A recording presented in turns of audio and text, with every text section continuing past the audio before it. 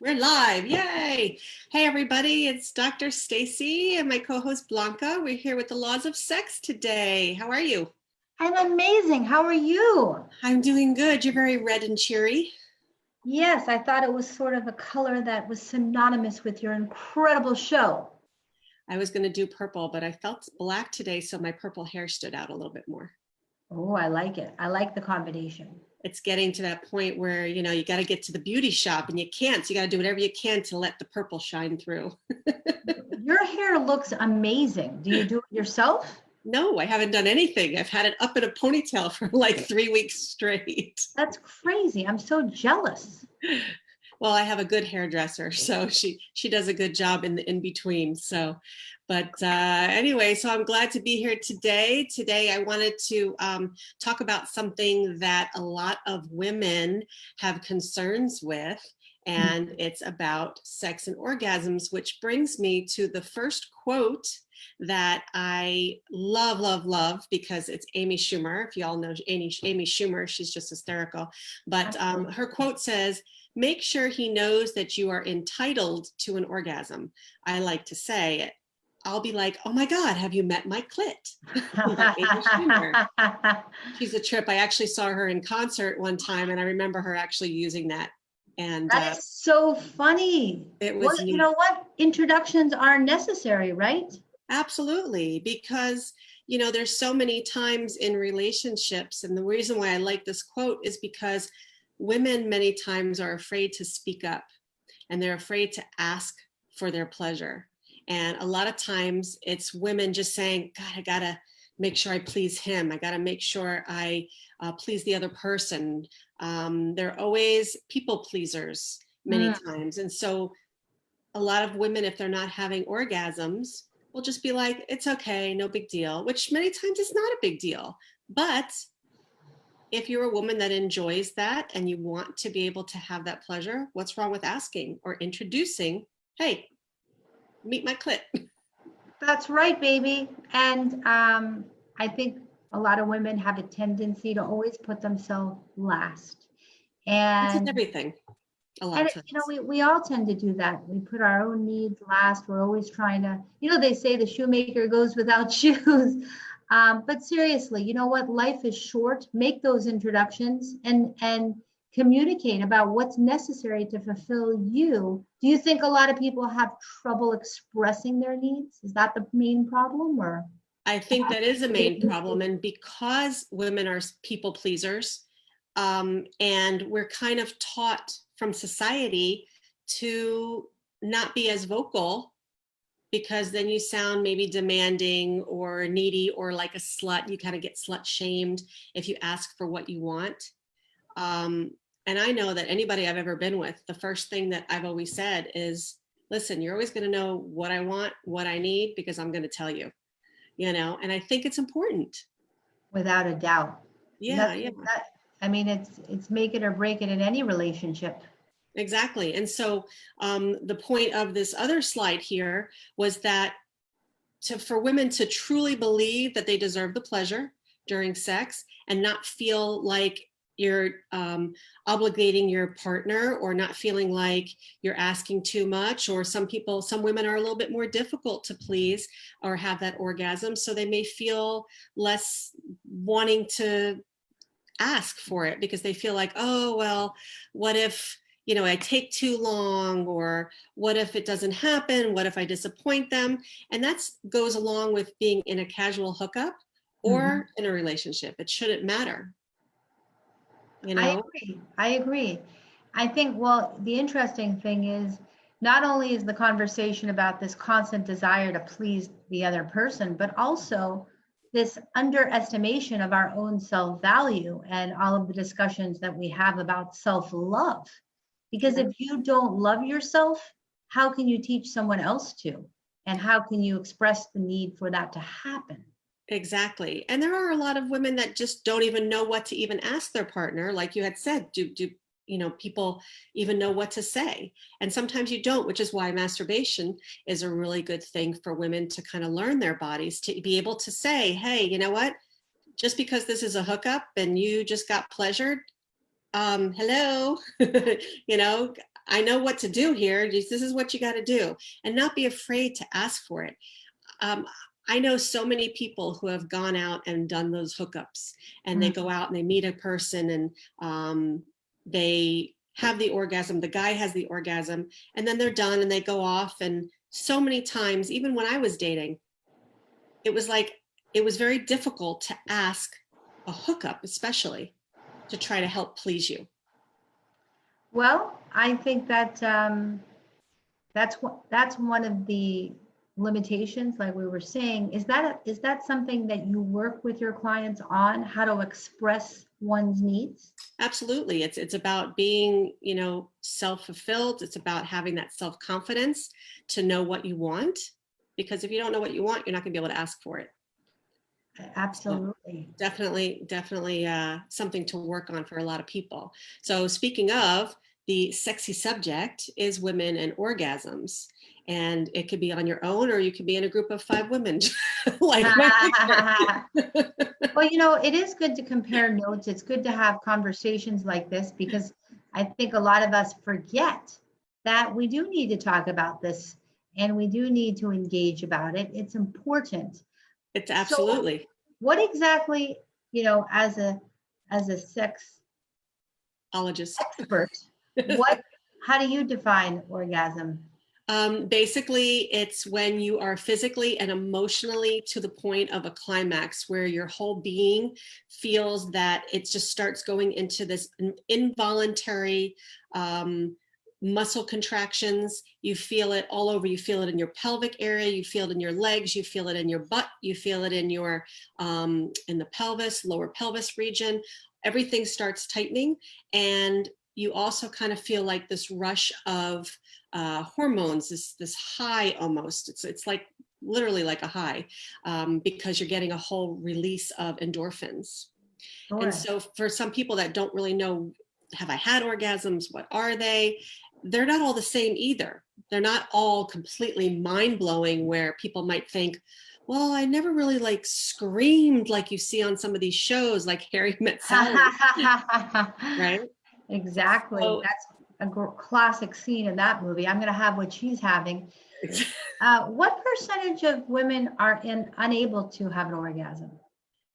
well, there's about, I think everybody has the potential to have an orgasm, but the question I think that you're wanting to know is through intercourse. There's probably about 75 to 80% of women cannot have an orgasm through intercourse. Yeah. And the main reason why is because a lot of the orgasms are coming from clitoral contact. Mm-hmm. And for people that don't know where their body lies with different organs and things like that, it's important to know your body, which is why we talked about masturbation. Because what happens is that your clitoris is not necessarily getting rubbed or stimulated while you're having the intercourse. So therefore, many women cannot have an orgasm through intercourse. So that's kind of a number that people are shocked about when they hear, because they're like, oh God, thank God I'm normal. I thought something was wrong with me. But on the next slide, I actually kind of have a picture there which talks about where the clitoris is, because a lot of people don't even know, and they've had it their whole life.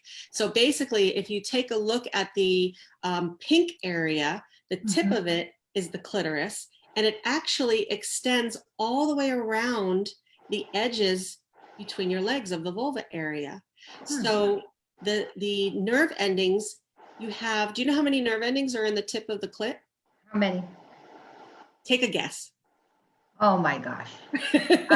40,000. No, not that much. That would be really sensitive, but but it is in the thousands. It's 8,000 nerve endings are in the clit. Okay. So it's a very, very sensitive part of the body, and the areas aside also have sensations and nerve endings. So even if, when people try to focus just on that clit, sometimes that rubbing, if you, let's say you have a hand or a tongue or whatever, it can get like annoying. Or if you keep hitting the same spot, it's almost like, the Simpsons show where they go, stop it, quit it, stop it, quit it, stop it. It's like, keep poking at the same spot. So it's important to really look at this diagram and understand that the whole entire area surrounding the clit and the vaginal opening has a lot of nerve endings and a lot of sensations. Well, this is very educational because I think a lot of people only think about the top area and they don't realize that there's a lot of possibilities in the surrounding neighborhoods. In the surrounding neighborhoods, exactly. Well, that's what I try to say, is that when people go down there, don't just focus on that one area. And for men, for women, anybody who is going down doing oral, or anyone that's having sex, that's the main place that women are going to experience their orgasm from. They can do it vaginally. They can do it through the G-spot, which we'll talk about in a little bit.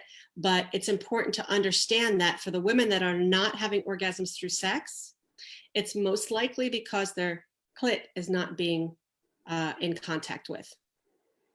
Well, this was a very educational piece. I'm really happy that you went over this. Super important. It's important because a lot of women just don't even know their own bodies.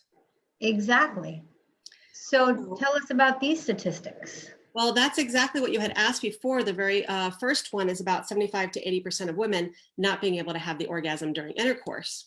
So like I said, that's something that's really important for women to know, and for men, because women sometimes do feel a lot of pressure from their male partners to have orgasms, and their men sometimes will sit there and just keep trying and trying and trying and get disappointed, which is why a lot of women may fake it. Yeah, there's a lot of faking going on. And that's the other thing about the communication is it's okay. Sometimes it can take time to get to know a person in order to achieve that.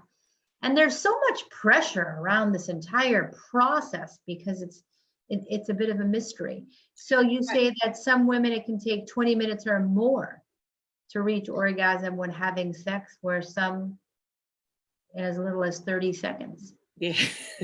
Usually the 30 seconds is through masturbation or using toys. Because of the speed of the vibrational The speed, tool. the woman could do it exactly the way she knows how. It's almost like sometimes a man, they know their body, they're masturbating, they can ejaculate in a minute, but then when they go to have sex, they could last 10 minutes, 15 minutes, whatever it is. So when I say 20 minutes or more for a woman, it just means that most women, when they're doing either oral, intercourse, if they are going to orgasm through sex, you can't just go ahead, penetrate, and be good to go. There needs to be that foreplay. Women need to have that workup. Women need to get that blood flow and get that kind of throbbing in their groin area, where for men, it's a little bit easier. They just need to be erect and be able to have that friction. So for women, it takes most of the time up to 20 minutes, maybe more, to be able to have that orgasm when they are starting making love and having sex and doing all that. Do you think the emotional element of a woman plays a role in the ability and the promptness of her orgasm? I do believe for majority of women, but there are a lot of women that just have the clit in the right place. It's open enough where it gets hit every single time during sex. And there are many times that women do not need to have an emotional component. They just have to have that attraction, that desire, that horniness to be able to have the orgasm. But I think that with so many people needing a little bit more stimulation to be able to have an orgasm through intercourse, the emotion can do a lot for them. Does having children minimize the ability to have an orgasm? Not unless you do any damage. Sometimes there can be some nerve damage for the clitoris or in that area. But, most people, when they have children, things go back to normal. And so sometimes, things can be affected, such as hysterectomies, things might move a little bit. So I know for me personally, I had a hysterectomy and I had to kind of relearn my body a little bit because I would have orgasms. I'm getting personal here, everybody. Sorry. I would No, have orgasms. get to the good stuff. Okay. Exactly. I would feel the orgasms in the uterus. Well, when you have, because the uterus contracts with orgasms. Mhm. So when you have the hysterectomy and you take it away, then you're kind of like, okay, well, I had to relearn how to connect my mind to my body and how to feel it in a different place. Like I was used to saying, okay, I'm starting to feel it in the uterus. I'm feeling it contracting, but now I had to feel it just directly on the clit. Wow. That's a So it big didn't, change. yeah, so it didn't keep me from having them. It just had to, childbirth, hysterectomy, surgeries. It just kind of gives you sometimes a little bit more opportunity to learn your body in a different way. That's good.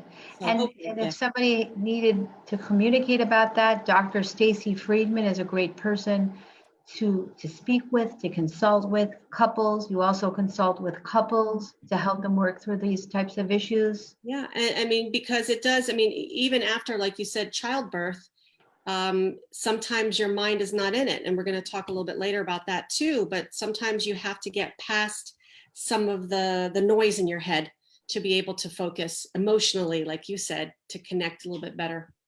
So a lot of moving parts on a woman. Speaking of parts, finding your G spot. The G spot's called the Graefenberg spot. It's actually a man who found it. Imagine that. But yay for him. So in this picture, you can see there's a little piece that goes up like this, which is the uterus.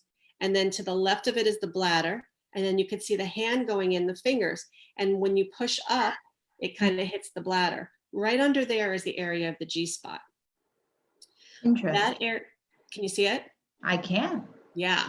So that's the area that when you are having sex, some people say, oh, I could have vaginal sex. I don't need clitoral stimulation. Some people have a much more sensitive G spot than others. Okay. And so in the next picture, it shows you the motion, what I call, I don't call it, everybody that searches for the G spot, they call it a come hither motion. So it's like the hand going like this. You're like, Yes. come hither. There Come you to me, go. baby. Pay attention, gentlemen and ladies. Come hither. And it's not necessarily a very, very heavy pressure, unless sometimes people want to squirt, which is a totally different conversation that we'll get into maybe another time. But sometimes that excess pressure, when you do that come hither motion, can help people do a squirting action. But No way. I didn't know that. well, because you're putting pressure near the bladder and it can cause the squirting sensation and the ejaculatory fluids to come out. So interesting, right? Now I can honestly say I learned something new today. So yeah, so that come hither motion is really good, but I recommend for women to actually practice on themselves first, because every woman is so different.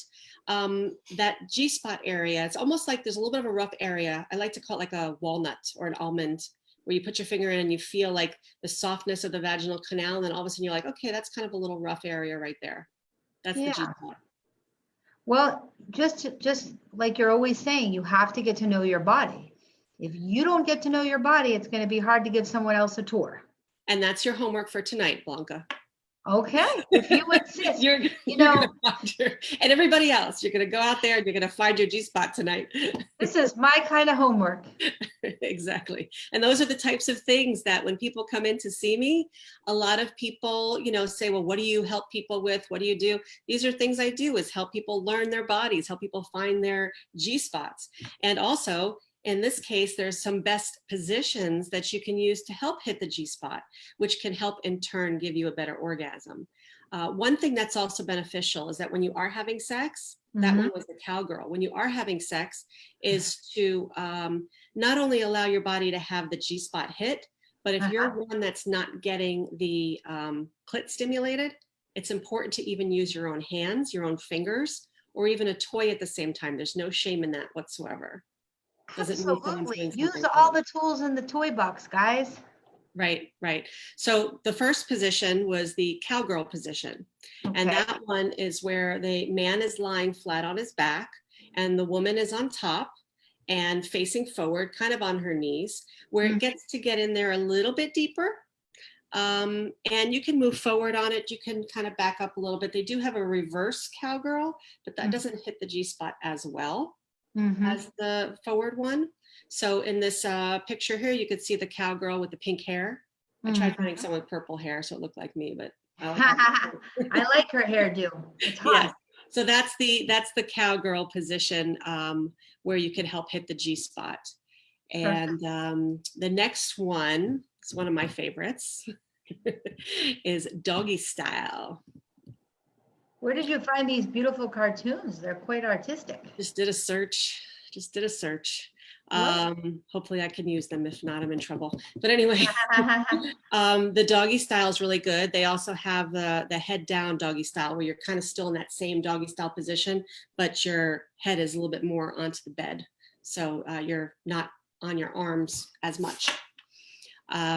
So the doggy style is good because it helps you kind of hit back and forth, helps you kind of hit the G spot when you're going in without being in the way of anybody's stomach.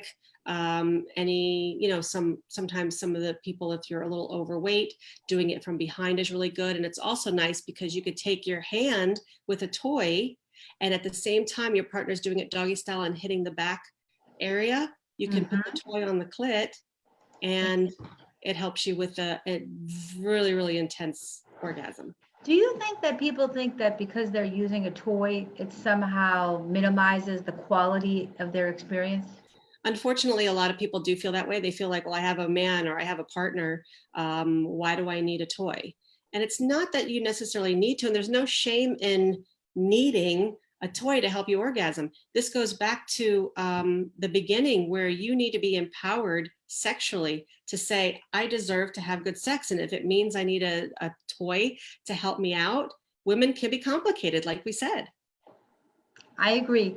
And there should be no inhibitions or shame about doing what's necessary to make it work for you.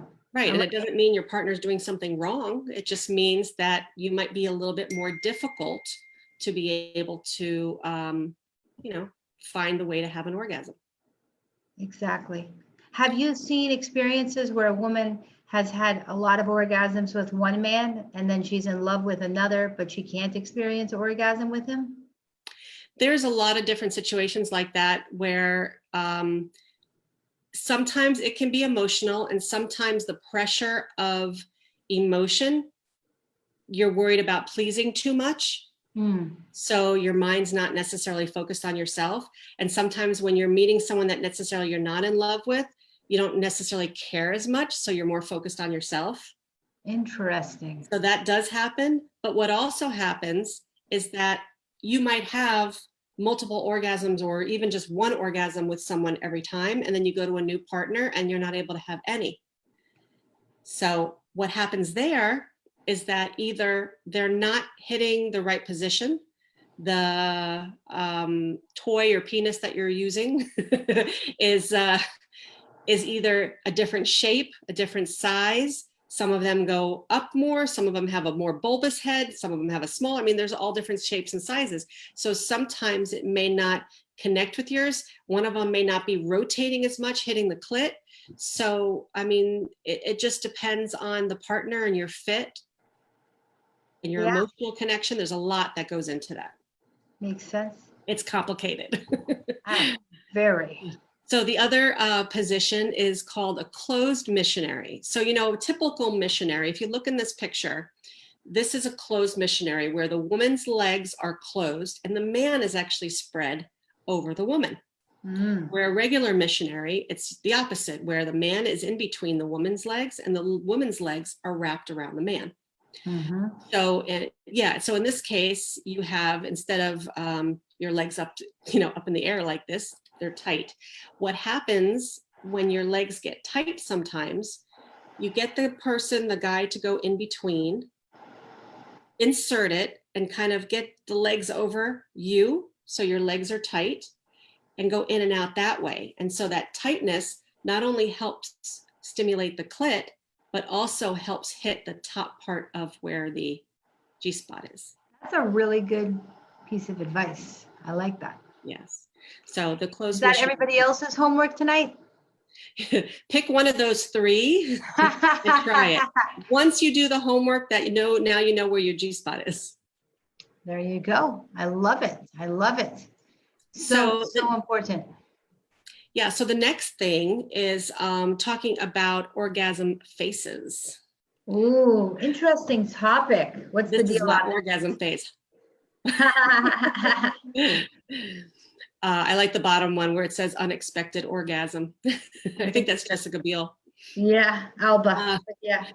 But there's the faces of orgasm. The reason why I put that on there is because I had a case study, which I thought was really important, because there was a lady that came in and she was struggling having orgasm with her partner. She was able to do it prior, but what happened is that she was with him, had the orgasm, or was in the middle of it, was starting to make faces and moans, and he burst out laughing. That's terrible. Right. But when after talking to them or talking to her, she wasn't able to have an orgasm after that for probably a good 8 to 10 months. I think it was before she came to see me. And so then they started having issues because he's like, I don't understand. And she's like, well, I don't know. And then she got intimidated and that she felt uncomfortable and embarrassed. So it was so important that they were able to have a conversation, which they were never able to help to help her understand what happened. So finally, I was able to get them to work together and figure out, why did he laugh at her? And the main thing was, like, he was, first of all, so excited that he gave her an orgasm. And it was so unexpected to him because she had never had one before with him. So she had one and he was like, almost like, oh my God, and started laughing. But it was like a nervous laughter because he was excited. Okay. So that fear of being judged or, looked at weird because you're having these weird faces when you're having orgasm. That's not how I do it, but I just thought that it was really interesting that it affected her so much to just let herself go because of that reaction. Well, that's why it's so important to talk to your partner, because what she thought he was mocking her, Right. he was really expressing joy for the celebration of that moment, and she took it the wrong way. So Right. you just never really know what anyone's thinking, but that's incredible that you're able to help that couple. You could have saved their relationship. Yeah, it was really good. It took a little time for her to feel comfortable and feel like she wasn't being judged. But when she was able to finally do it again, I got her, the way I helped her is because she never really masturbated, is I helped her learn how to masturbate and be able to hear herself when she's masturbating. So she felt comfortable with the noise, being able to hear herself moan and not worry about her face and to try to let it go. But that's a concern for many people, is, what am I going to look like? I feel funny. Just let it go. Who gives a crap? Be yourself. So important. Make those ugly faces. And so when a lot of women, now I'm sorry if the women get upset with me for this, but when you say that you have a headache, orgasms are the best for headaches. Men are going to love me, the women are going to hate me. I thought you're on my side. Menstrual cramps, headaches, orgasms release a lot of chemicals such as oxytocin. The chemicals help with bonding, with relaxing, releasing positive emotions. And so those types of things also help with the blood flow through the body. It gives you that hormones where it helps you relax. So menstrual cramps, headaches, things like that, orgasms can be very helpful. You don't have to be with somebody else either. You could do it on your own. Do it on your own. Well said. I love it. And so now, speaking about, being there and mentally and being able to focus, the Ask Dr. Stacy is, how do I get out of my head enough to orgasm? And that's a question I get very, very often. But basically, so many people, when they're there trying to focus on orgasming, they're focusing on the end result. They're focusing on the performance and not the pleasure of it.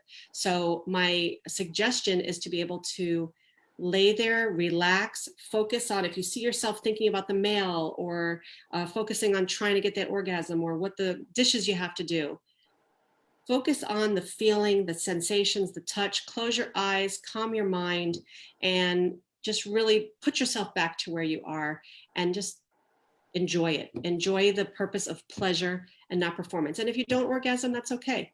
Just do what you can to enjoy what you're doing. Take your mind off and maybe go to Dr. Stacy Friedman's website. Buy yourself a toy from Toy Talk Thursday. This What do we one got? toy, Oh, this is a great one. This is called a pocket rocket. It's a little mini massager. It's only 4 inches, and you could also use it in the water. What's great also during this time, I have a lot of people telling me that they can't do much because their partners are with them, their kids are with them. So this is really nice to have some privacy. You can go into the shower. You could do it in a bath. It's pretty quiet. And you can find it on my site, drstacyfriedman.com. You can go there and click shop. And I'm doing the same thing again, as long as we're in this quarantine, the COVID-19 code for 20% off. That pocket rocket is a great little toy. It's got even 2 little pieces. You get 2 different sensations. It's nice. that's great. And also very easy to hide from the kids. It's like a less size of a lipstick. I love it. It's perfect. Perfect for the Corona vacation. Exactly. So what's your number 1 law of sex? My number 1 law of sex is don't be afraid to be a little more selfish and ask for what you want or what you need. Women deserve great sex and great orgasms. I love it. So, so important. How quickly we forget the rules. Such an important law. Take care of yourself and not worry so much about the performing part of the orgasm. I do have a book that you can get for free download, and you can also find it on Amazon. If you go to my website, drstacyfriedman.com, if you click the book link, you could have a link to either the free download or the paperback on Amazon. And it gives people a lot of different ideas on how to focus on pleasure versus performance and how to focus on yourself and your body, masturbation, and taking care of yourself and loving yourself as well. Sounds like an amazing opportunity. Everybody be sure to go to drstacyfriedman.com and check out this incredible book. I was fortunate enough to get an original. And if anybody needs to consult with Dr. Stacy Friedman, she can be reached at 561-899-7669. You can find her book and any additional information at her website, drstacyfriedman.com, or email her at stacy@drstacy.org. Dr. Stacy Friedman, we always learn so much from you every single week. Truly cannot thank you enough for sharing your laws of sex with us tonight. I loved it. I always enjoy myself, and for you, enjoy you talking about sex. It's always a great conversation. And I always like to tell everybody that my passion is to help you create yours. So reach out if anyone needs help creating their passion, and we'll see you next week. Thank you, Blanca, for chatting with me, and we will see you next week on the next Laws of Sex. Sounds like a plan. Have a great night, everybody. You too. Thanks for Bye-bye. watching. Thanks.